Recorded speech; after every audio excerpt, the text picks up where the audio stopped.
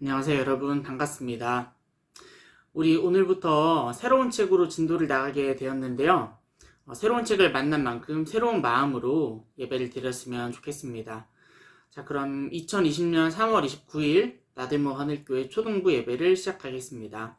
잠시 기도하겠습니다.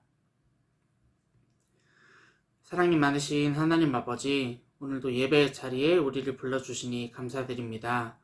벌써 3월이 끝나가는데 아직도 온라인으로 만나고 있습니다. 아버지, 이 시간 동안에 우리가 신앙적으로 게을러지거나 나태해지지 아니하고 오히려 더 시간을 내어서 하나님께 기도할 수 있는 우리를 뵐 수 있도록 도와주세요.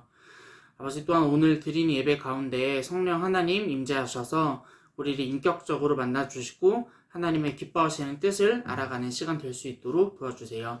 예수님의 이름으로 기도합니다. 아멘. 네, 오늘은 조금 순서를 바꾸어서 말씀을 먼저 듣고 그 다음에 찬양하는 시간 가져보려고 합니다. 오늘은 믿음이란 무엇인가 라는 제목으로 말씀을 나누어 보려고 하는데요. 여러분 혹시 부모님 중에서 농사를 짓거나 바다에서 물고기를 잡아서 돈을 버시는 분이 있나요? 우리가 다 같은 교회를 다녀서 제가 알기로는 없는 것으로 알고 있는데요. 혹시 친구들 부모님 중에 직업이 농부이거나 어부이신 분이 있나요? 아마 많지는 않을 것 같아요. 그래서 오늘은 표 하나를 보면서 옛날 이야기를 한번 해보려고 합니다. 이 표는 초등학생들이 보기에는 조금 어려울 수 있는 표라서 설명을 간단히 해보면요. 여기 1차 산업이라고 써있는 부분이 바로 농사를 짓고 바다에서 물고기를 잡고 나무를 베거나 가축을 기르는 직업을 뜻해요. 그리고 여기 산업사회 이전이라고 써있는 부분이 바로 예수님이 이 땅에 오셨을 2000년 전의 시대를 뜻한답니다. 이 표를 한번 해석을 해보면요. 예수님이 이 땅에 오셔서 만났던 사람들 중에 80%, 즉 10명 중에 8명 이상이 농부 또는 어부였다는 이야기입니다. 자, 이 사진은 지난 시간 내용 복습하려고 만들어 봤는데요. 우리 지난 시간에 예수님이 비유로 말씀하시는 까닭에 대하여 말씀을 듣고 또 묵상하는 시간 가져봤었습니다. 예수님이 비유로 말씀하신 까닭 중 하나가 눈에 보이지 않는 어려운 내용을 쉽게 설명하기 위해서라고 이야기했는데요. 우리 처음에 이야기 나누었듯이 예수님 시대에는 대부분의 사람들이 농사를 짓고 살았어요. 예수님께서는 이 사람들이 쉽게 이해할 수 있도록 씨 뿌리는 농부 이야기로 사람들을 가르치셨는데요. 오늘은 그 내용을 바탕으로 은혜를 나누어 보려고 합니다. 여러분 오늘 본문은 마태복음 13장 1절에서 9절 그리고 18절에서 23절인데요. 오늘은 특별히 공과책 3페이지에 나와 있는 말씀으로 읽어보려고 합니다. 자, 다 같이 공과책 3페이지를 펴시고 천천히 선생님이 읽어주시는 속도에 맞춰서 함께 읽어보도록 합시다.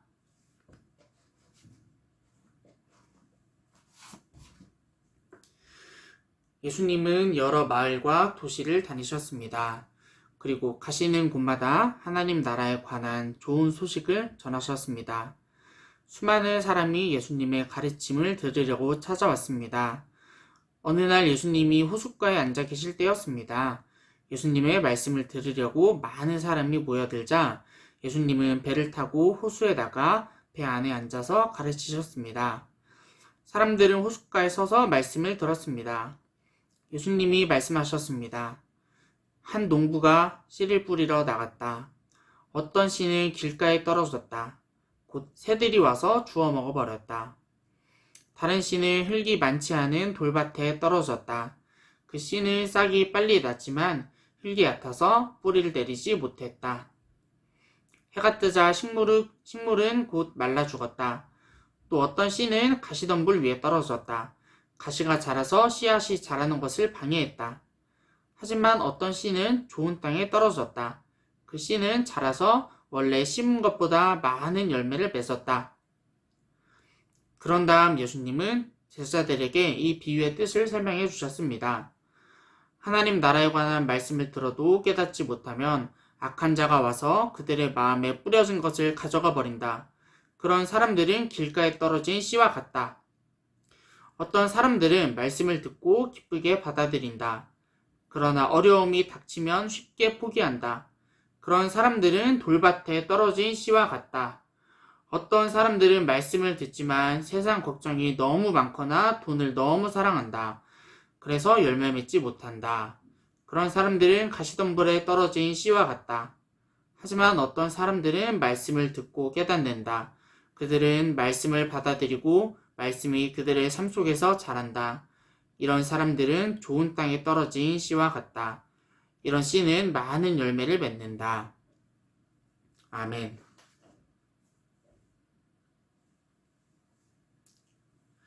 네, 오늘 말씀에는 네 가지 종류의 씨가 등장합니다. 첫 번째는 길가에 떨어진 씨, 두 번째는 돌밭에 떨어진 씨, 세 번째는 가시덤불에 떨어진 씨, 그리고 마지막 네 번째는 좋은 땅에 떨어진 씨입니다. 오늘은 이 네 종류의 씨를 하나씩 살펴보겠습니다. 첫 번째, 길가에 떨어진 씨입니다. 예수님은 길가에 떨어진 씨를 금세 새들이 와서 먹어버렸다고 합니다. 그리고 그 뜻을 설명해 주시는데요.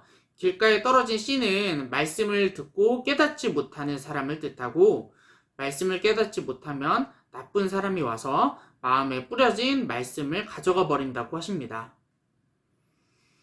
여러분, 우리가 모두 길가에 떨어진 씨같이 되지 않으려면 어떻게 해야 될까요?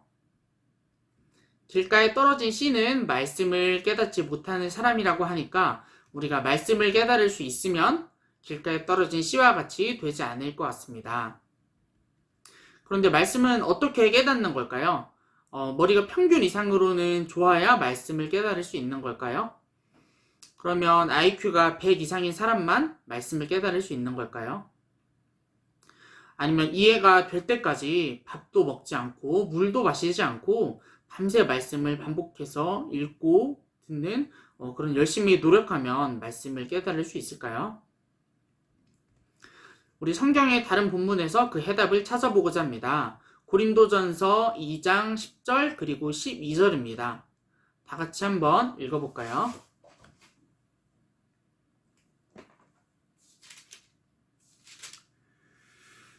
하나님께서는 성령을 통하여 이 지혜를 우리에게 계시하셨습니다. 왜냐하면 성령님께서 모든 것을 심지어 하나님의 깊은 것까지도 속속들이 살피시기 때문입니다. 하나님께서 우리에게 은혜로 주신 것들을 알기 위해 우리는 세상의 영이 아니라 하나님께로부터 오는 성령을 받았습니다.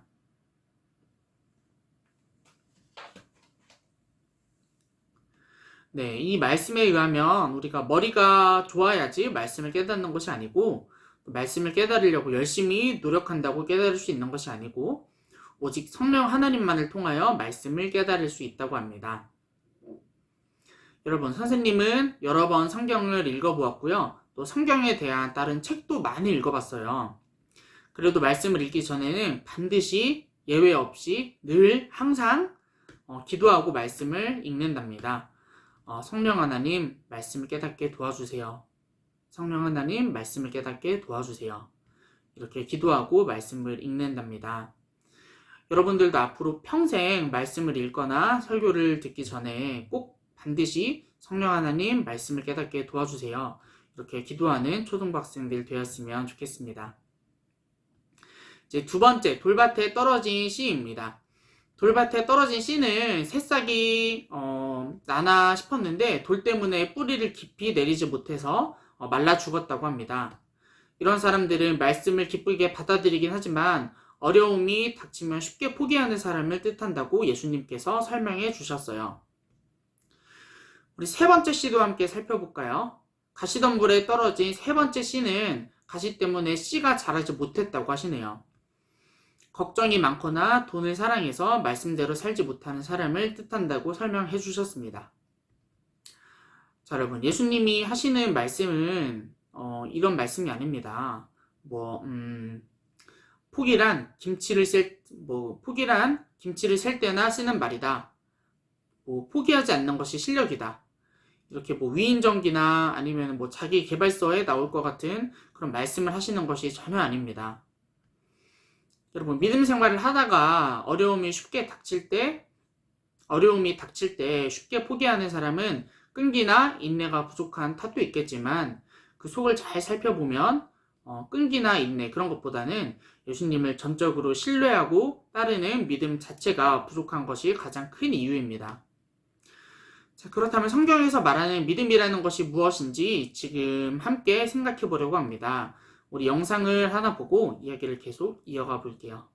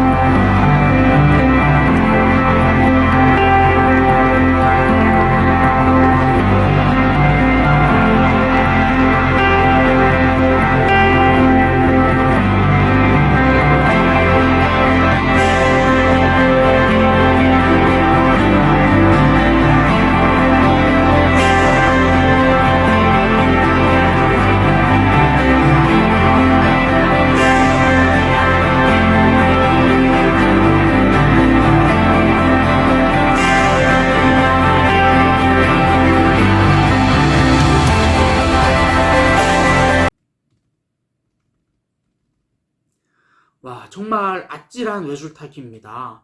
자, 이 외줄타기 선수가 성공률이 100%라고 해요. 100% 성공을 합니다. 심지어 60kg짜리 배낭을 메고 절벽에서 외줄타기에도 성공했다고 해요.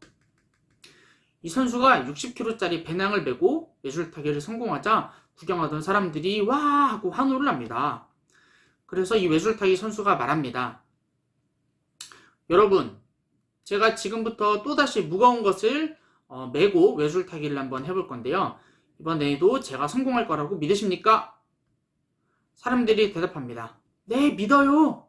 라고 막 대답을 합니다. 자, 다시 외줄타기 선수가 말합니다.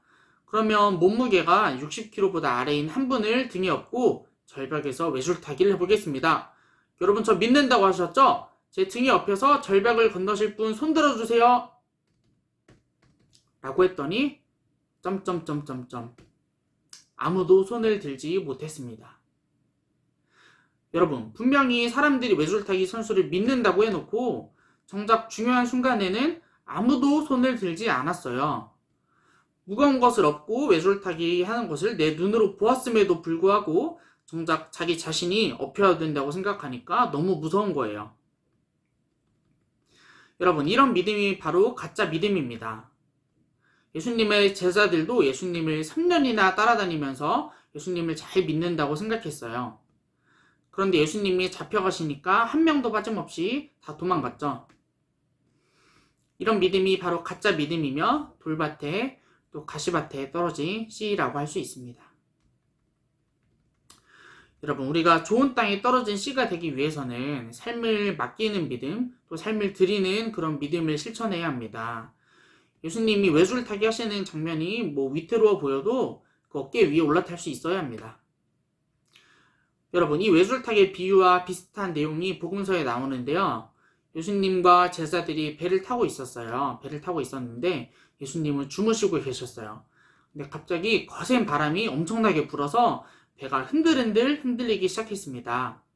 제자들은 죽을 것 같아서 예수님을 막 깨웠어요. 그런데 예수님은 일어나셔서 제자들의 믿음 없음을 혼내시고 꾸짖으셨습니다. 자, 우리 죄를 짊어지기 위해서 이 땅에 오신 예수님이 우리와 한 배에 타고 있는데 한낱 바람 따위가 배를 뒤집을 수 있을까요, 여러분? 그럼 바람 따위에 배가 뒤집힐 거라고 생각한 그 제자들이 그 생각이 정말 믿음이 부족하다는 거라고 책망을 하신 거죠. 여러분, 아무리 위태로워 보이는 풍랑 속에서도, 또 외주를 타는 것 같은 두려움 속에서도 예수님이 우리와 함께 하시면 두려울 것이 없고, 또 흔들리지 않는 좋은 땅에 뿌려진 씨가 될 수 있습니다. 내가 피곤하고 바빠도 친구의 아픈 이야기를 끝까지 들어주고 위로해주는 사람, 또 내가 할 일을 책임있게 수행하는 사람, 친구들이 다른 친구를 따돌릴 때 그건 나쁜 일이야 라고 이야기해주고 괴롭힘 당하는 친구를 위해서 대신 싸워줄 수 있는 용기가 있는 사람, 더 나아가 예수님 사랑을 증거하는 사람, 우리 모두 그런 사람이 되어서 하나님 마음을 기쁘게 해드렸으면 좋겠습니다. 우리 이렇게 좋은 땅에 뿌려진 씨가 되는, 또 믿음으로 살아가는 특권을 누리는 우리 초등부 어린이들이 되기를 예수님 이름으로 축복하며 말씀 마치겠습니다. 우리 들은 말씀 마음에 새기면서 믿음으로 라는 찬양을 드릴 건데요. 특별히 가사에 집중하면서 찬양을 드렸으면 좋겠습니다.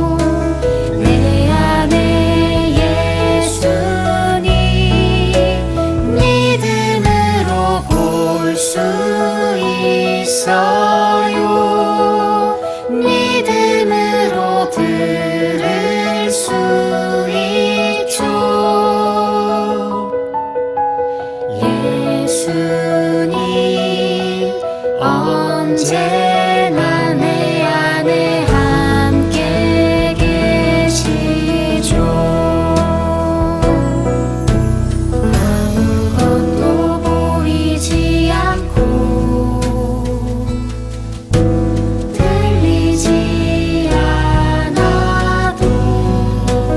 들리지 않아도 나는 느낄 수 있어요. 내 안에 예수님 믿음으로 볼 수 있어요. 믿음으로 들을 수 있죠. 예수님 언제나 내 안에 함께 계시죠. 믿음으로 볼 수 있어요.